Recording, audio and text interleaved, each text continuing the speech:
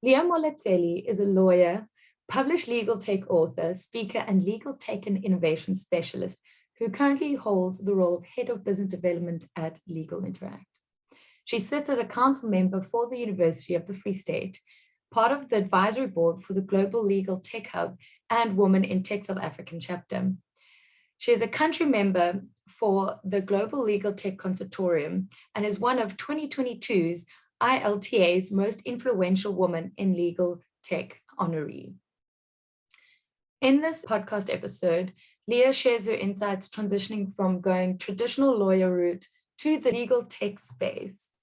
And she talks about doing everything with intention and purpose.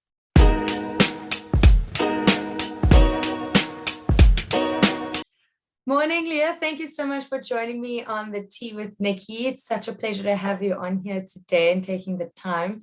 So I'll kick it off with starting a bit about your background. You come from labor law, and then you transitioned your career into the tech scene, but specializing in legal tech. So how did that happen, and what does legal tech mean exactly? Thank you so much, Nikki, for the invite. Great to be here. Geez, man, I always fall into these things. So even with the labor focus, it was purely because of the need that the company had. Though I did have previous experience, as a candidate attorney, it wasn't that in-depth. So I fell onto that. And then when I left, when I started Lenoma, it was a consulting company, but I realized, my nanny didn't show up, and my baby was still very young, and I couldn't go to a meeting because of that. And then I decided to schedule an appointment with a client via Skype. And this is literally late 2016. Before this was I was normal. going to say Skype. Oh, when last did I hear that word? Exactly.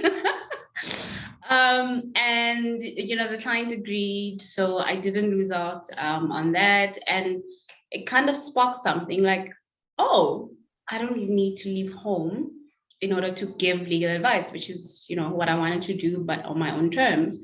And that's also why it was a consulting company instead of a traditional law firm, because the legal industry is still very rigid in terms of things like marketing, and so forth. And I'm loud. So I knew nothing wrong with being loud. I knew that wasn't going to work out. In any event, went on to good old Google, and I discovered legal tech. So what legal tech basically is technologies that enable lawyers to deliver legal services. So in essence, it really doesn't matter in what area you're in. It's not about an area of speciality. It's just the way within which you do things. And so I integrated tech into Lenoma Legal, and then we reshifted into a legal tech company. So in essence, what that meant over the past couple of years, built an online platform, anyone who needed legal advice. Our target market was startups and small businesses. They could go on there, book an appointment, or get legal documents that were drafted, by me and some lawyer friends. So it was literally legally vetted. So it's not something that you get like, that you don't know what you're getting. That's how legal tech, for me, the passion for it was born. Okay, legal tech isn't from my kind of realm, isn't a very popular colloquial term just yet. So I'm sure along the way you must have, stumbled and fumbled and failed along the way in building up the legal tech consultancy. So how did you persevere through these phases, and how did you fail upwards to get to where you are today? Geez, when you don't have any other option, I don't think. That's a good one. I don't think you go any other way, because I'm a single mom, and I wanted to be present for the kids, but also do what I love. And there's often that confliction with mothers who are career driven like myself. How do you mash the two? And so for me, and why I literally decided to stick to it, not, well, yeah, it's cool, it's really super cool.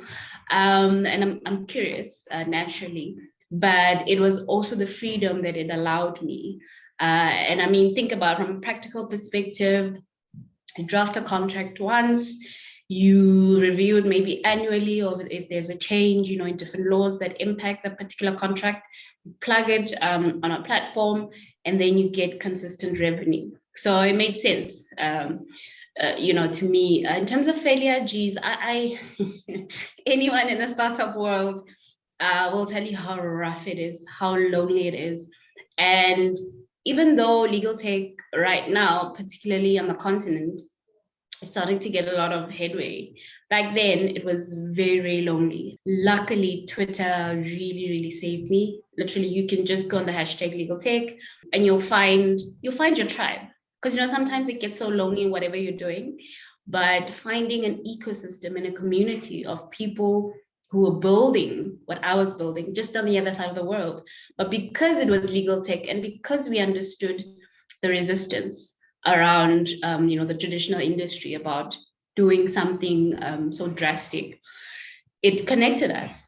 Even now, I had a professional challenge. I reached out to one of them, in the US. So it really helped, just having a community around. And I would not necessarily say it's a failure per se, in terms of, the stuff that I couldn't do or couldn't achieve.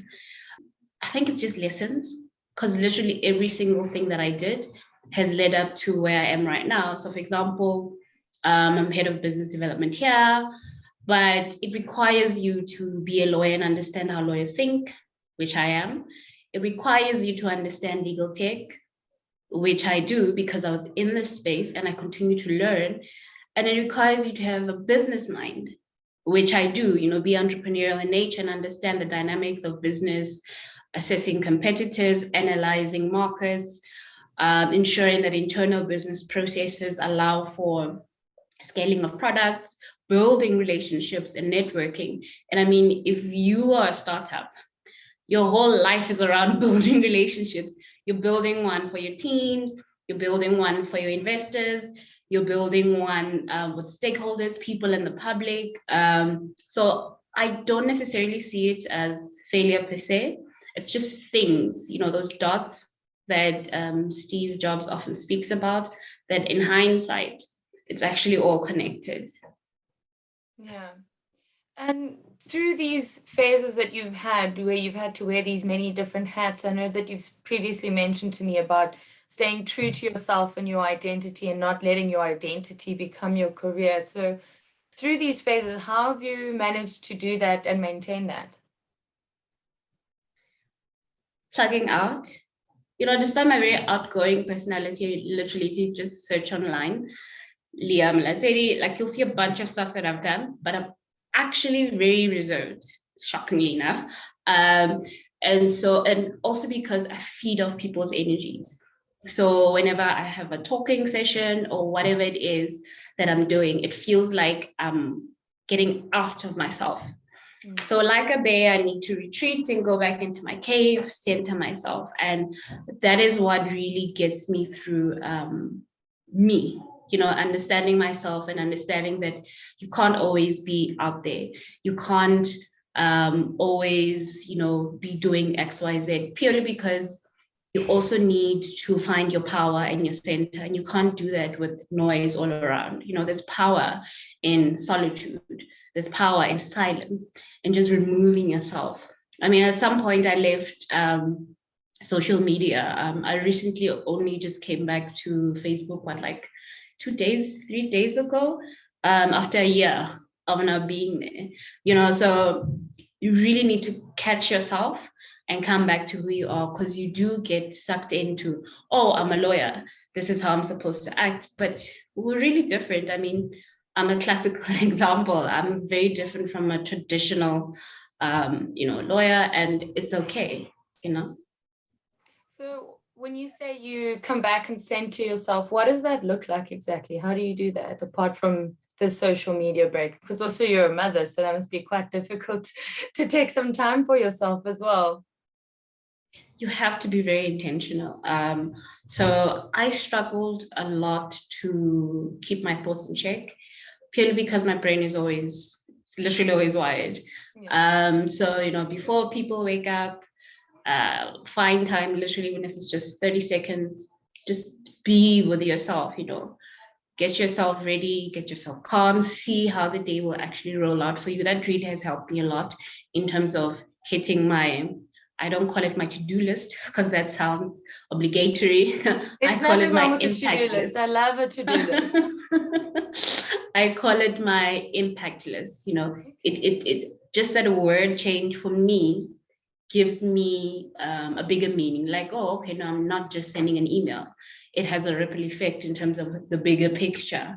You know, because sometimes literally you get so caught up in the small things, the tiny things, that you forget why you're doing what you're doing, whether it matters, the type of impact it will have not only on you and your life, but other people. And I'm very big on living purposefully. I really like the notion of that, an impact list as opposed to a to-do list. That definitely, words have such an incredible kind of sensation, of connotation or sensation about them, because they really do provide feelings. Instead of saying impact list, to-do list, it's two different things. That's really great. Yeah. And so with your impact list and with being purpose driven, obviously going from traditional lawyer background to entrepreneur, legal tech, what has been your experience as a woman in both the legal and tech world? Both are very challenging. You know, I don't even need to pull out the stats. You know, it is well known in terms of, you know, the fact that we're underrepresented as women in both spaces, despite the fact that there's a very high number of female law graduates. But when you look at where we sit in the decision-making roles in big law firms, in those key areas where we can actually have a voice, it tells a different story. And it's often because of the environment itself, because it doesn't allow people like me. So for example, I had my twin boys when I was in second year. So by the time I went to work into the traditional space, my headset in terms of what I wanted to do was very different from my peers, you know, because I had other obligations. And so simple things like, hey, I'm not going to court. The type of legal work that I do doesn't require me to go to court every day. It doesn't require me to be at the office all the time or whatever it is. Making such suggestions was not well received.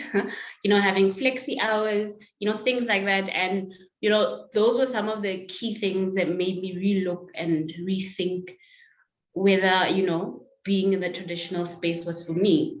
You know, beyond just also being different, it wasn't the life that I wanted to live.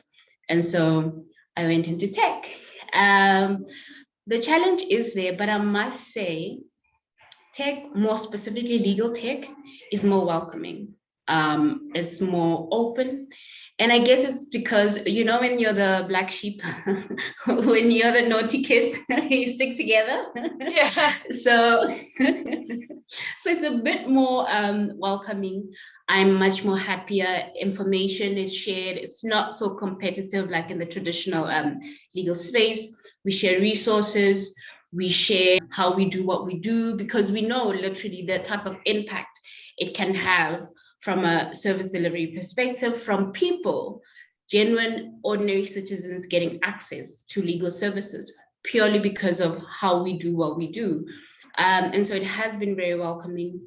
And they're very particular in terms of advancing women. I mean, we have specific Women in Legal Tech Awards. They're really, really, really very intentional about it.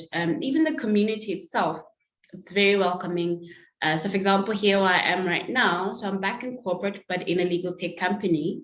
I get to work once a month, a week, yeah, in Bloem back home. So I can actually be with the kids because I didn't move up with them immediately. I needed to prepare Johannesburg. Yeah. You know. Are you ready for my boys? Yeah, get things, motherhood things, get schools ready, make sure that, not rocking up with kids and trying to figure yourself out. Rather come first, lay the foundation, lay the groundwork.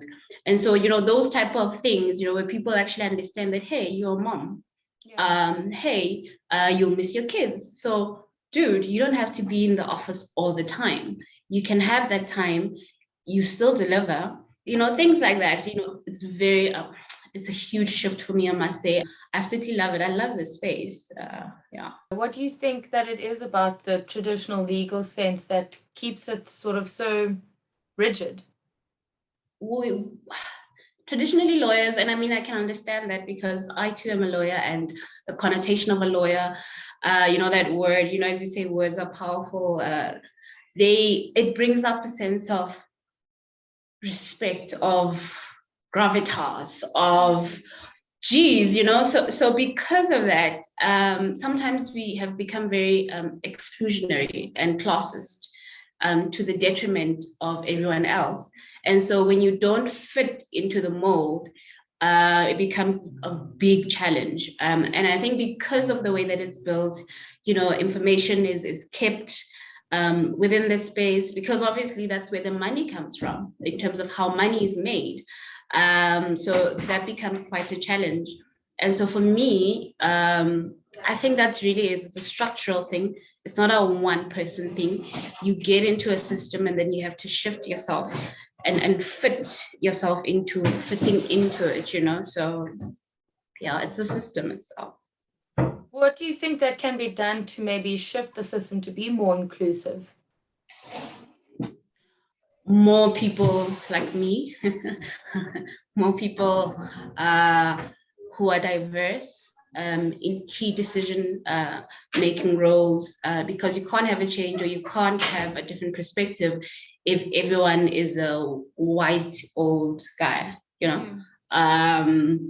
Their experiences are probably the same. They probably went to the same school, they have the same network. But if you bring in a Leah, she comes in with a different perspective, different background, and she will then be able to advocate, for the next person. So being intentional and thoughtful about being inclusive can really make the type of ripple changes that we want. Oh, well, hopefully the legal system takes that advice and then we can see some more diversity in that. I also just want to touch base on the fact that you've recently just launched a book as well. Could you share what the book is about, where we can find it? With legal tech, because when I started, it was still relatively new. I understood that the market needed a lot of education around it. And so the thought process behind the book was, geez, man, you can actually not only do the actual work, but you can also teach others about it and try to open their minds that this actually exists. And there are other ways within which you can create impact as a lawyer. You don't have to be in a big firm. You don't have to be climbing the typical corporate ladder. There are different ways within which you can actually have impact. And so for me, the rationale behind the book was explaining what legal tech is. It's very, very foundational in terms of unpacking the industry itself and the different types of solutions that are in there. But also with the legal industry, you cannot change how they do the work if we're still sticking with the hourly billing model. Because that means the system remains the same. The long working hours for the lawyers, the high fees that are put on clients.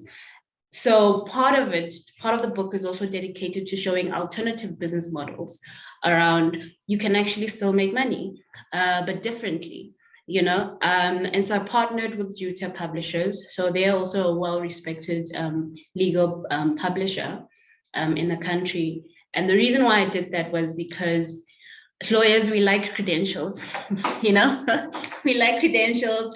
So I partnered with them. They're a recognized publisher, and people understand, oh, youve, okay, no, maybe we can listen to her, So it's also being very intentional about who you connect with so that you can actually get your message across. So it's called Legal Tech Startups and Innovation. You can literally just go on the JUTA website and search it. Okay, awesome. And just to round off this segment, I always like to ask my guests, what does feminine leadership mean to you? People are people first before they are your employee, before they are someone that you need something from. And so understanding how their emotions work first and where they are can actually help you become a better leader. Because understanding this will make you really put yourself in a better position for them to deliver. Typical example of this is my people here understanding that, shoot, she's a mother. So let's make this type of provision for her. Oh, that gets me excited. That gets me loyal. That makes me think, geez, man, I can actually go to the moon for these people because they are thoughtful about, me as a person, not just someone who rocks up and is supposed to deliver.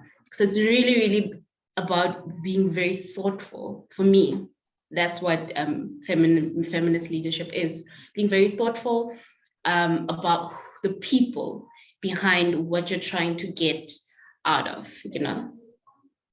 Yeah. And now we move to a segment that I like to call the ABCs of your career. So starting with A, what was your amazing, affluent Oprah Winfrey aha moment? Geez, there's so many, because the problem is I've transitioned so much. The problem is I've transitioned so much but probably the latest aha moment was when at some point, on my LinkedIn, I have this diagram of what being a head of business development, a legal tech business developer looks like. And I attach it to different traditional, roles, job roles. Mm-hmm. And as I was doing that, it literally hit me like, geez, man. So you really weren't confused? Because at some point, someone very close to me said, Leah, you're very confused. You don't know what you're doing. One moment you're a lawyer, one moment you're doing this, another moment you're writing a book, another moment you're teaching, another moment you're consulting with lawyers, next thing you're speaking, you're confused, And as I sat down doing that, it dawned on me that you're actually not, So it was like, oh, okay. Maybe, like, okay, maybe I'll be okay. Maybe I'll be fine. Oh, that's brilliant. And moving to B, what was a business blunder turned to blessing? Business blunder. Probably deciding to close Lenoma down. Co-founder and I, there was a little tiff there, and I decided, you know what? Like I said, I had my kids very young. So next year they're going to high school.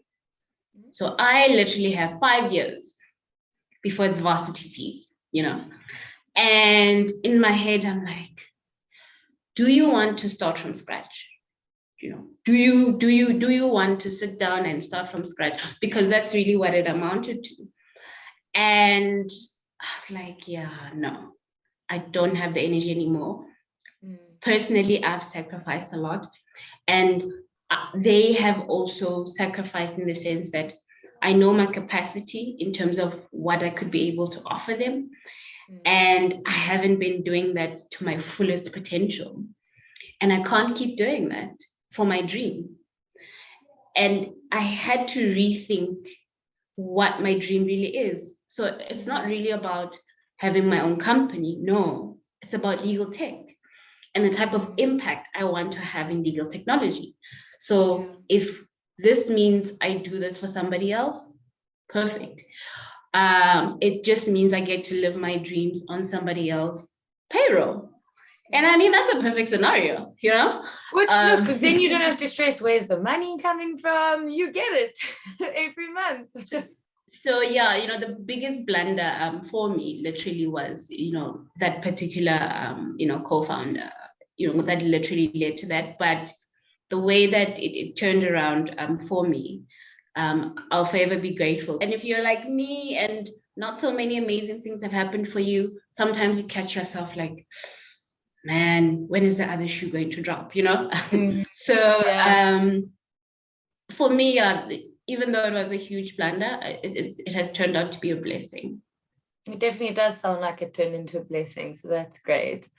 And then C, what was a cinematic worthy cock-up moment? I've had so many. Geez, man. Well, the first one probably growing up was when I had to do a speech, in class, and then I swore, like literally in class. I can't say it now, but you can probably figure it out, a teenager. So I never forget that, even in my worst type of things. And then probably the latest, in my later years is when I started my legal career, my first trial. I wasn't sure what I was going to do. There was a set process for a guilty plea and a set process for a trial.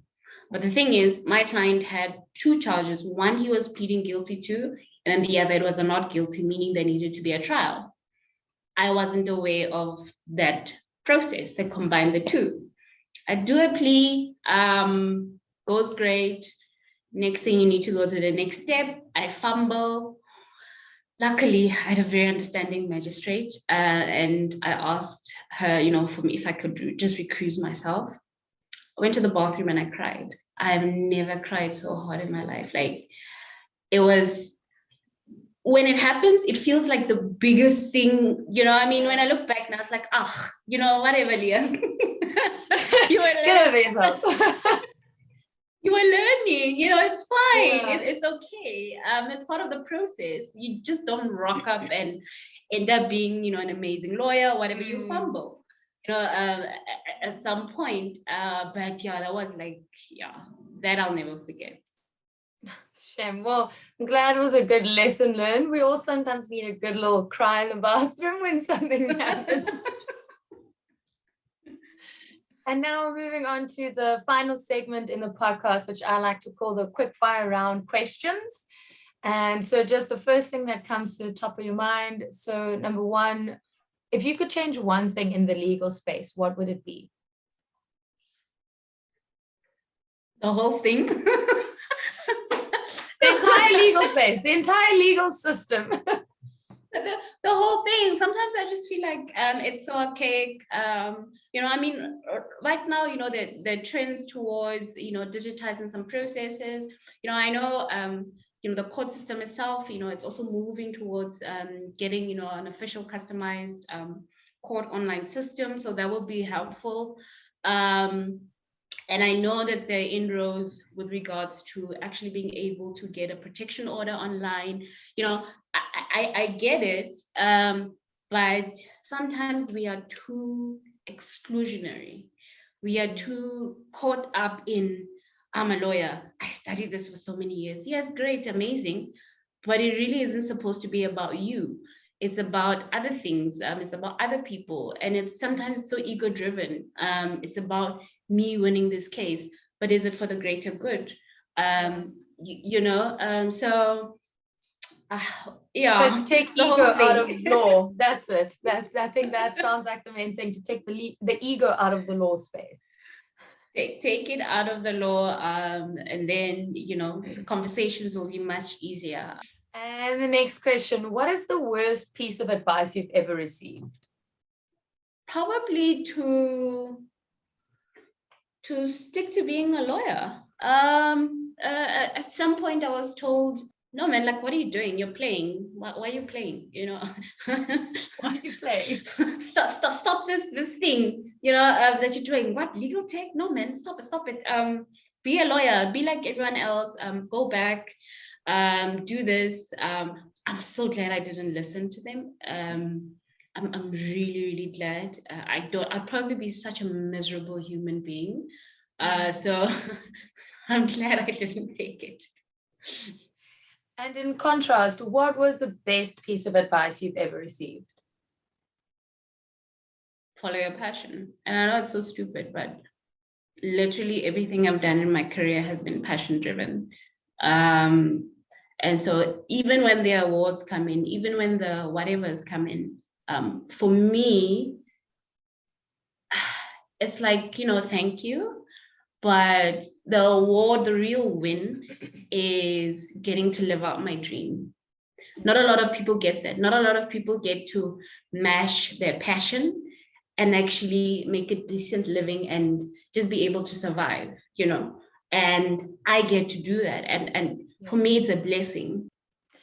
And I'm not too sure if you are a big reader, maybe like fictional books or non-fiction, but I like to throw this question out there that if you could live in any book, which one would it be? Probably Dr. Carol Dweck's book on mindset. So the concept behind it is the fact that there are two mindsets, the growth mindset and the fixed mindset, and unpacking the two.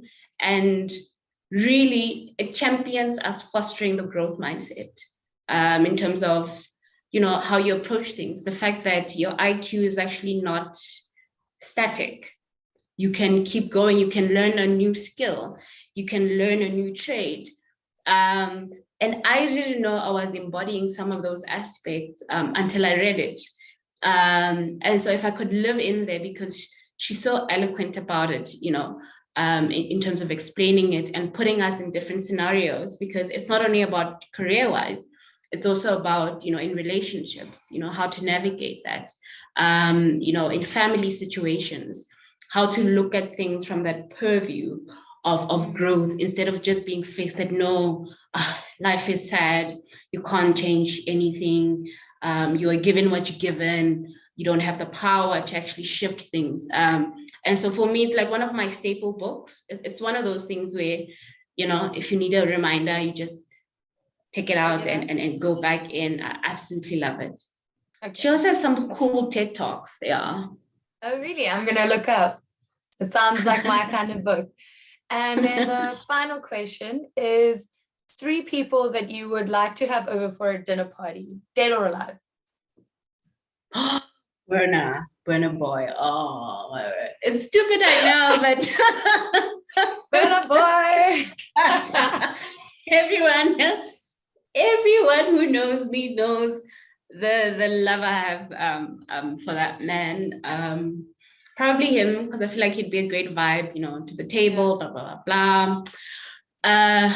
Definitely Oprah.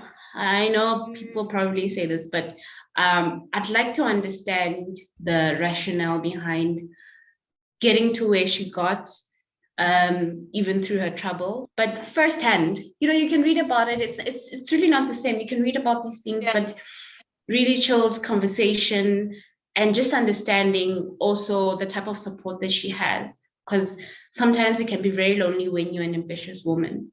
So understanding and unpacking that, how does she pick her friends? How does she pick her partner? Those types of nuances that no one really tells us about. You just figure it out as you go and you stumble. And the last one is probably my mom.